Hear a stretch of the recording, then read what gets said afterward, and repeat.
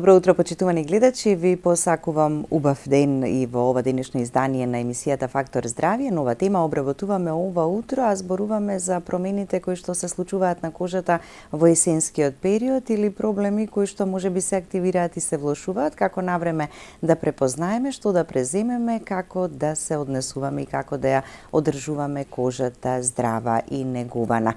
На оваа тема разговараме со доктор Верче Тодоровска, специјалист дерматовенеролог од приватната здравствена установа Дерманова. Таа е веќе со нас во студиото. Добро утро, доктор Верче, добре ни дојдовте. Добро утро, благодарам на поканата, секогаш ми е задоволство. Така, тема која што е актуелна во овој есенски период, велиме, се случуваат промени, ама трпи промени и кожата. Што како најчест проблем или промена се јавува на кожата во есенскиот период и заради што? Па така, генерално промените на кожата се должат на промените и варијациите во температурата, кои што се и на дневно ниво, значи големи разлики, и постепено доаѓа до се пониски температури. Тие доведуваат до преголемо пресушување на кожата, бидејќи водата веќе не се задржува доволно, значи хидратацијата се намалува, кожата станува се посува, дехидрирана и ја губи својата заштитна функција, поради што станува склона на иритации и е секако почувствителна. И што е најважно, оние лица кои што имаат веќе одредени хронични заболувања, што се поврзани со кожната бариера, сега се активираат. Особено како што е екземата или народно кажано, уствари тоа е народниот израз, екзема или атопискиот дерматит. Потоа розацијата исто така се активира во период, себорејата, псоријазата и генерално, значи, состојбите кои што се поврзани со пресушување на кожата, дехидратација, меѓутоа исто така сметаме дека во овој период едноставно и хормоналниот настануваат одредени хормонални флуктуации, нивото на стрес е малце повисоко. Септември е најдолгиот месец, значи месец во кој што имаме почнуваат со работа училиштата, градинките, средните школи, така да сето тоа на некој начин влијае во смисла и да го намали малку имунолошкиот одговор и да доведе до пречувствителност на целиот организам и како целина, не само кожата. Значи сето ова влијае на кожата, се манифестира надворешно, посебно оние кои што ги имаат овие проблеми со хроничните заболувања на кожата, како што ги споменавте, знаат веројатно во кој период од годината како и што се случува, па преземаат нешто навреме. Обично на почетокот, значи кога ќе дојдат во ординација, и почнуваме да ги распрашуваме дали порано сте го имале вакви проблеми слични, па кога ќе размислам, истото ми се случуваше во истиот период и лани. Значи тоа на тој начин ги забележуваме тие сезонски варијации, сезонски варијации во однос на промените на кожата, поврзани со надворешните температури, односно сезоната кога се менува. Исто така има и како, пациентите забележуваат и во однос на редовната нега, велат кожата се презасити, веќе не одговара на оваа нега, на оваа крема веќе не ми одговара. А била добра и убава претходно кога ја користеле. Резултат на промени и во потребите на кожата, бидејќи во овој период таа бара повеќе нега, повеќе хидратација за да и се врати таа заштитна бариерна функција и со тоа да биде поотпорна на појава на иритации, воспаленија и влошувања. Така да. Ќе погледнеме блок реклами, па ќе продолжиме со разговорот. Останете со нас до самиот крај. Повелете, јавите се, поставете прашање за каков било проблем со кожата кој што го имате во моментов, за да го добиете советот и препораката.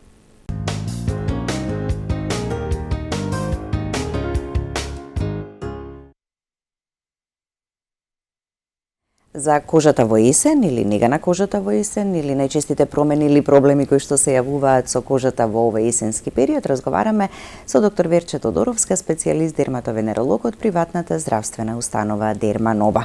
И споменавте на самиот почеток дека оние постојни хронични кожни заболувања може да се влошат во есенскиот период. Неколку се, ќе почнеме со екземата како најчеста и нешто за што најмногу веројатно бараат консултација, совет или пак препорака од дерматолог. Бидејќи е присутна во детската возраст, иако имаме ретки случаи во кои што може да се јави кај возрастни за прв пат, особено кај пушачи. Меѓутоа, како и да е, кај децата е најчеста и овој период се влошува, бидејќи имаме варијации во температурата, кои што доведуваат до пресушување на кожата. Односно, кожата кај нив и онака не може да ја задржи водата во горниот слој, бидејќи имаат одредена и генетска предиспозиција во која што на некој начин има нарушена функција на заштитниот хидролипиден слој. И тој пати токму во овие ситуации. Штом кожата стане посува, таа е порозна и може да станува и лесно иритабилна на било какви влијанија од надворешната средина. Тука се сувиот воздух, загадениот воздух, одредени иританси, значи тоа се во воздухот кои што може да ја влошат, кои што се секојдневни и секако оние кои што се контактни, односно она кое што детската кожа доаѓа во допир, тоа е облеката. Секогаш треба да се избира памучна ткаенина која што е најмалку иритабилна и едноставно велиме кожата дише со неа. Другите синтетички материјали ја иритираат нежната детска кожа и меѓутоа има и природни материјали како на пример волната која исто така може да ја иритира атопичната кожа. Најважно во овој период е да се обрне внимание, поголемо внимание на негата, бидејќи во летниот период поради високите температури потните и лојните жлезди се поактивни и тие ја подмачкуваат, ја намастуваат кожата и на тој начин ја чуваат, како да кажам, заштитена и ја враќаат таа одбранбена функција. Значи сега веќе и дополнителна нега е потребна, така во овој период. Малку да се обрне внимание на негата, и тоа би требало да бидат оние емолиенти ги велиме, односно млека за тела, кои што во овој период треба да бидат погусти, значи да бидат помасни, бидејќи едноставно многу побрзо, на пример, еден обичен лосјон, водест лосјон, полесно испарува, додека масната крема едноставно ствара како заштитен филм и на тој начин не и дозволува и онака малку водата во кожата да остане подолго време и кожата ќе биде подолго време хидрирана и мирна. Така, имаме гледач на линија, да го слушнеме прашањето. Добро утро, повелете. Добро утро. Поздрав до вас, поздрав до докторката. Ви благодариме. Јас една година имав проблем со кожата. Неверојатен проблем имав. Почна од главата и цело тело. Одев и на кожен неколку пати. Што не се ми припишува да не ве задржувам, дури ми препорача апчине што ги нема тука, атарач од Грчка. Ништо не ми помогна. Верували ли не, матичната мене ми помогна. Што ми рече? Секој ден да пијам електролити, да пијам чиста супа само со коцка на сабајле, на вечер чај. Сега не знам дали да продолжам уште со електролитите, а ги пијам 2 недели и дали да продолжам со лоратадин. Само тоа ме интересира. А сега промените и проблемите што ги имавте на кожата во тој период исчезна? Одлична сум. Верувајте, после 5-тиот ден одлично се оставам. А година дена мака мачев. А какви ви беа тие промени на кожата? Молам? Какви промени имавте на... Хидратација имав, хидратација. Хидратација на кожата имав. Добро, доволно е. Ви благодариме за јавувањето и веднаш ќе чуете совет. Генерално, најверојатно, мислам, нели кај пациентката е имало дехидратација, односно пресушување на кожата, кое што чеша и ве прави нервозни, не може да функционирате, значи тој јадеж е оној кој што обезпокојува.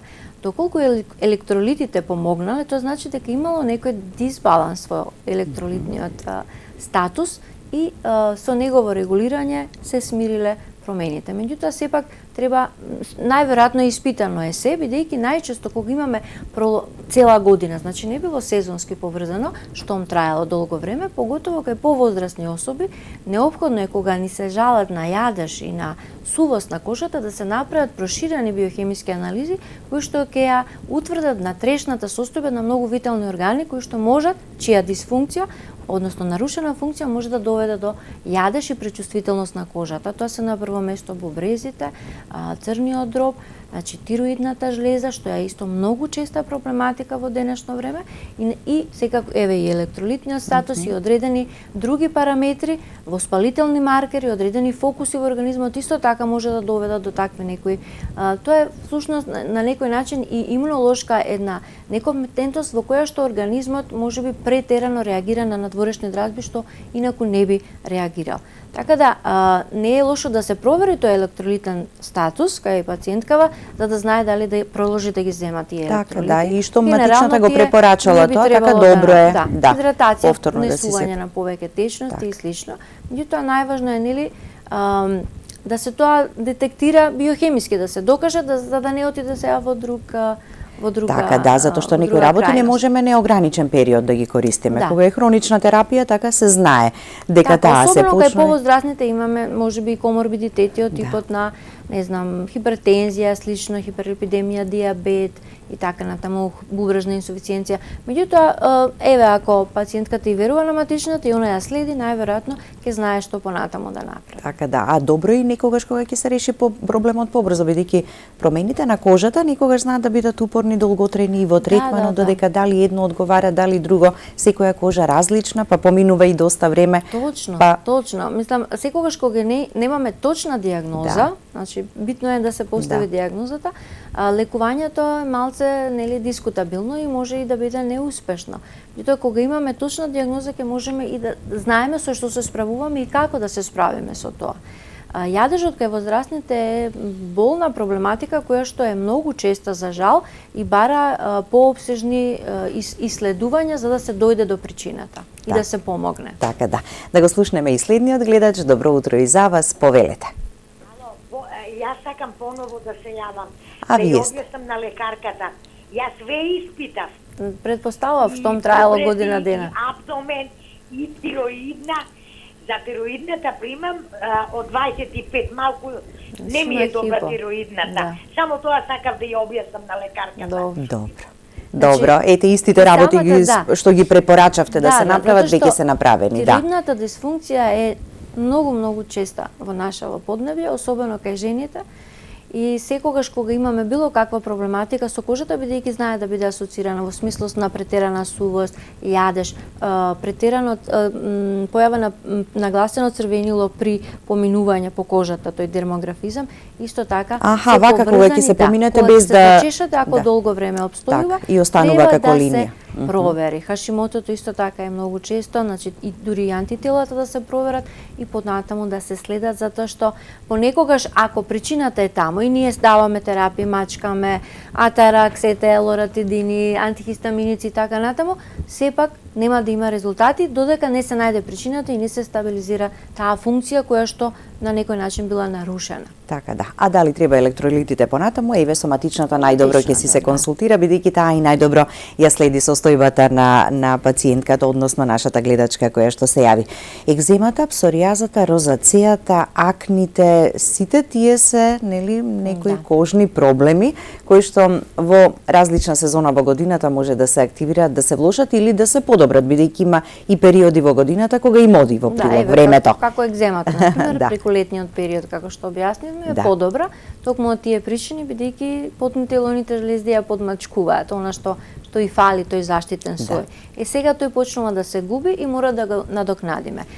Обично пациентите или најчесто родителите, бидејќи се работи за деца, знаат да престанат да ги нанесуваат емолиентите кога кожата е смирена, меѓутоа сепак особено во овој период и пред да се појават промени, да почнат со таа малку нагласена нега со емилиенти кои што имаат повеќе масни компоненти во себе, како линолинска киселина, глицерин, парафин, церамиди и така натаму ги има во аптеките. Најдобро медицинска козметика да се користи и да се користи онолку колку што е потребно. Некогаш не е доволно еден само месец е малку, така? Или може ќе се почувствува подобрување? Во овој случај кај екземата тоа е постојана нега. Значи не е еден месец, не е само вовед во новата сезона, туку треба да биде постојано и на некој начин ќе превенира. Дури имаме и нови студии кои кажуваат дека ако се почне со оваква нега кај новороденчето, се намалуваат можностите за појава на атопичен или пак во помала, не толку нагласена клиничка слика. Така да секогаш превенцијата нели е, како велиме, половина здравје или пола излекување, така да се почне веднаш со емолиентите и да се нанесува колку што е потребно на кожата. Бидејќи не сме сите исти, значи и екземата со различен интензитет се развива кај различни дечиња. Кај некои имаме претерано сува кожа, значи многу сува кожа која што буквално е како рапава на допир. Кај нив можеби ќе биде потребно повеќе пати на ден да се нанесуваат емолиенти. Кај некој е доволно само еднаш навечер или после капење. И капењето исто така не треба да биде секојдневно, особено како што заладува, треба да се разречи. Бидејќи не се потиме веќе толку, нема потреба, бидејќи секое капење, иако е и со вода и со специјални средства како маслени купки, сепак ја исушува кожата и треба да биде поретко, треба да трае пократко, да не е долго, да не е со многу топла вода, исто така. Тоа е проблем исто и кај повозрастните кои што обожаваат, нели, многу топли тушеви и кај нив тој циклус на премногу сува кожа и јадеж знае исто така да се повторува и да се вртат во круг. Кај екземата, кај дечињата, значи кратки туширања, поретки со не многу топла вода и веднаш после тапкањето, после излегувањето од потуш, да се нанесат тие емолиенти, односно млека за тела за нега на кожата. И така кожата ќе биде хидрирана и мека и тоа се чувствува. И детето ќе биде поспокојно и подобро ќе спие и се одразува. Нема да го измачува состојбата, а тоа дополнително нема да ги измачува и родителите, бидејќи не е едноставно и лесно. Претпоставувам кратки практични совети, нели што може да направат. Например, за да се врати влагата во воздухот, на влажност да има. Ние имаме повеќе потреба нели и од прочистувач. Заради загадениот воздух, да. Меѓутоа многу се важни и навлажнувачите, така во овој период. Да, особено сега кога ќе почне и грејната сезона, ќе бидат навистина неопходни. Така. Розацејата, псоријазата? Што тука ќе кажеме? Да, исто така сезонски се јава во овој период, бидејќи розацејата или црвенилото, така кое што го има на лицето. Може да се манифестира како црвенило, меѓутоа може некојаш да се манифестира и со мали ситни гнојарчиња. Па знае да биде поистоветено со акни, некогаш имаме како да кажеме грешка во дијагностиката, а терапијата е сосема различна, затоа е неопходно тоа добро да се дијагностицира. Значи, розацијата може да биде како црвенило, како гнојарчиње, може да биде и како сувост, како перутање на кожата да се појави во овој период. Значи, дури како себороичниот дерматит, да речеме, тие дерматози во лицевата регија се многу деликатни за диференцијална дијагноза. Јас во последно време ја користам дермоскопијата и во дијагностика на овие дерматози, значи не само на не само за бенките, така и карциномите. Особено кај розацијата има еден паразит, тоа е микроорганизам кој што е нормално присутен во нашата кожа, во нашите пори, меѓутоа кај розацијата тој знае да се намножи, особено во овој период и се гледа многу убаво под термоскопот од сината светлина, која што е инкорпорирана во последниот модел и многу ни помага во дијагностиката и разликувањето, дали е акне, дали е розација. Кај розација гледаме само сини точки, поради тој демодекс, кај акните имаме црвени точки поради кутибактериум акнес, кој што е предизвикувач еден од причините за акните. Така да имаме ситуации во кои особено кај адултно акне, односно жени повозрастни кај кои што почнало акни да се јавуваат, а не очекуваме дека на таа возраст треба акни, така ги поврзуваме само со тинеџерскиот период или младата возраст. Во однос на, значи, еве, кај розацијата, па и кај акните да речеме, еве, имаме задебелување на површниот кожен слој поради тоа што во летото кожата се брани од сончевите зраци и прави едноставно задебелување за да не толку многу и длабоко навлегуваат UV зраците и затоа го имаме и тој потемен тен сушност.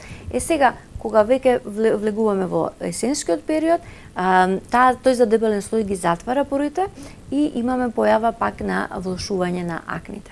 Значи, овој период неопходно е добра ексфолијација, ама да не се протерува еве за акните, и добра хидратација за да може да се врати, бидејќи дехидрираната кожа и кај акните, иако е масна, може да го успорува процесот на заздравување кај акните. Така, да. Некогаш кога ќе одите на третман, па ви велат дехидрирана ви е кожата, а како јас надворешно тоа не го забележувам, нели, некоја комбинирана или мрсна, да, ама да. Ние самите не го знаеме тоа, всушност на кожата е потребна поголема хидратација, да. Затоа е најдобро така секогаш било кој тип. Имаме гледач на линија, добро утро и за вас, повелете. Добро утро, ќе го намалите само тонот на телевизорот за да можеме убаво и да се слушнеме.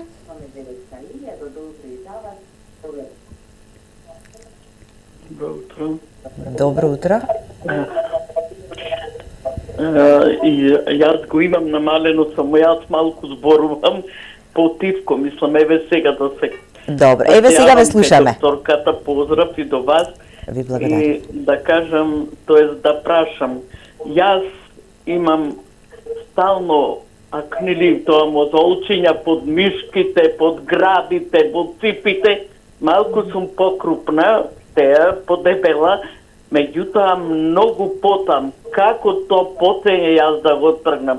И дома да работам нешто, и што било, одма цела се потам. И сите, јас на кожни колку пати сум била, секакви кремови.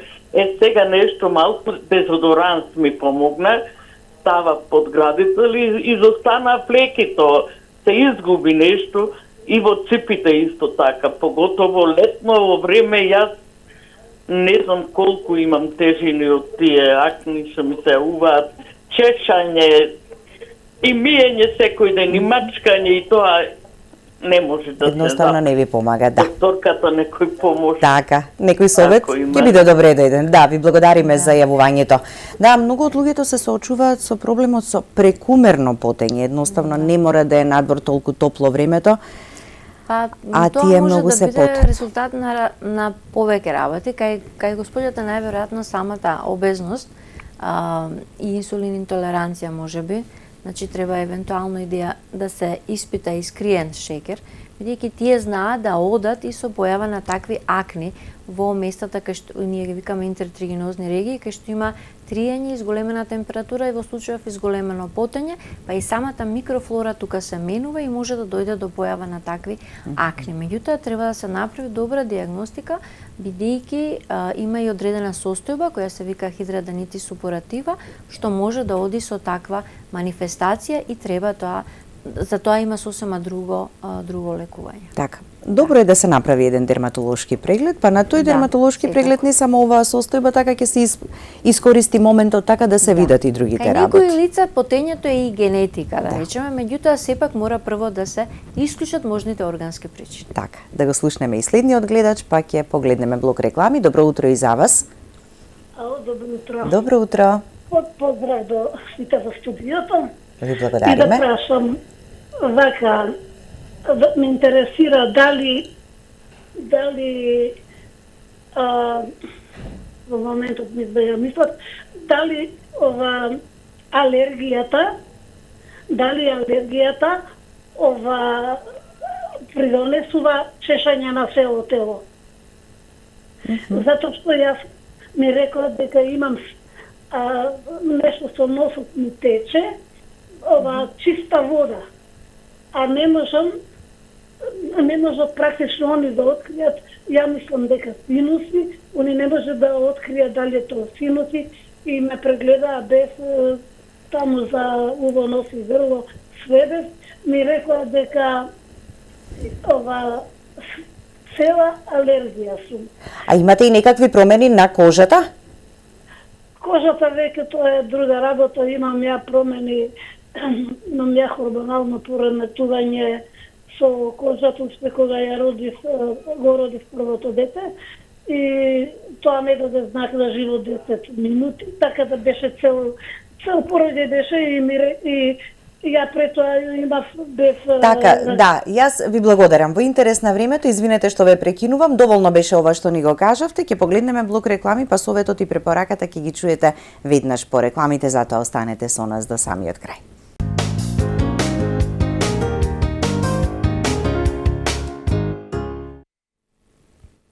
Веднаш по рекламите да го дадеме советот и препораката, иако како информации не ни беа толку доволни. Затоа велиме секогаш, нели, кога докторот ќе се дојде на преглед, докторот може за се да праша кое што е како проблематика кај пациентот. Гледачката што вели дали е поврзано тоа што има алергија, односно течење на носот со промени на кожата. Ја велиме атописка конституција, односно кај лицата кои што имаат алергиски ринит или астма, обструкции во детството, тоа сведочи за една пречувствителност на слузниците. Меѓутоа, кај истите имаме и пречувствителности на кожата. Како што се пречувствителни со слузниците, така и со кожата. И тука има плюс еден одреден имунолошки, како да кажам, една дисфункција во која што организмот претерано бурно реагира на одредени алергени од околината, на кои што на други не би им пречеле. И сега не беше малце покомплексно, меѓутоа во основа сметаме, затоа и кога ќе дојде пациент за прв пат, а има одредени екзематични промени, прво прашуваме дали во семејството некој има алергиски ринит, алергиски реакции, дали има астма или дали има било каква форма на екзема и кожни заболувања. Меѓутоа, тие некои и генетски, нели, што се предусловени, бидејќи, како велиме, наследуваме Кожата не можеме да ја смениме во текот на животот, меѓутоа тие некои имунолошки ситуации знаат да се менуваат. Па велиме еве кај дечињата дека атопискиот дерматит го надраснуваат како што растат, бидејќи имунолошкиот систем созрева. Така да. Гледачката била на доктор по уво, нос и грло, сега ако има потреба треба да се посети и дерматолог за да се види дали некакви промени на кожата треба да се третираат. Дали во есенскиот период не е потребна фотозаштита? Многу мина сметаат дека тоа не е потребно. Колку има вистина во тоа? Генерално фотозаштита е потребна секогаш кога УВ индексот е над 3. Меѓутоа дури во облачни денови УВА зраците се постојано тука. УВБ се тие што не топлат и што може да предизвикаат изгореници, меѓутоа сме сведоци дека наше поднебје можеме и во јануари, во февруари да имаме доста сончеви денови. Затоа е убаво да имаме навика да го користиме тоа секојдневно, SPF, минимум 30, бидејќи не само што ни помага да го успориме старењето, не штити нели од УВ зрачењето, од можни изгореници, го успорува старењето и го намалува ризикот за појава на карциномите на кожа. Исто така и особите кои што имаат, например, хиперпигментација или мелазма, кај нив доволно е еден зрак, значи едно излегување на отворено без заштита за таа да се врати. Бидејќи меланоцитите се тие кои што одговараат како одбранбен рефлекс на УВ зраците. И затоа кај нив е уште поважно да не го забораваат тоа, да биде еден вид навика.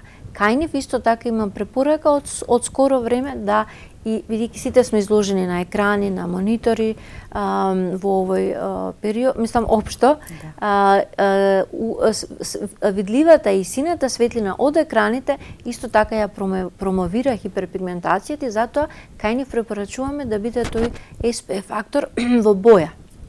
Бидејќи железниот оксид ги штити, ги блокира и оваа сината светлина и видливата светлина за да не делува стимулативно на меланоцитите. Така да сметаме дека дневната заштита од сонце треба да биде навика. Како велиме, ставете го факторот до четката за заби и нема да заборавете, бидејќи некогаш сонцето знае да изненади, а доволно е една изгореница во текот на животот да понатаму ви се зголеми ризикот за карцином на кожа. А тие се во последно време многу чести, за жал. Така и она што како податок го зборувавме пред почетокот на емисијата, навистина, како рековте, од јануари до сега, кај вас во ординацијата имате откриено? Веќе имаме, значи, повеќе од 17 меланоми и за жал 5 од нив се на возраст под 30-та. Под 30-та. Така да и тоа исто така треба да се знае дека карциномите на кожа не се резервирани само за поодминатата возраст. Значи секој треба да биде свесен да превенира, дека е должен да ја заштити својата кожа за да не се соочи со нешто вакво. Бидејќи последната пациентка кога ја прашав неколку пати колку години имате и не си верував дека се станува збор за 22 годишна. Тоа беше најмладата пациентка. следната недела 28 годишна, следната недела 29, две момчиња со 29 годишни.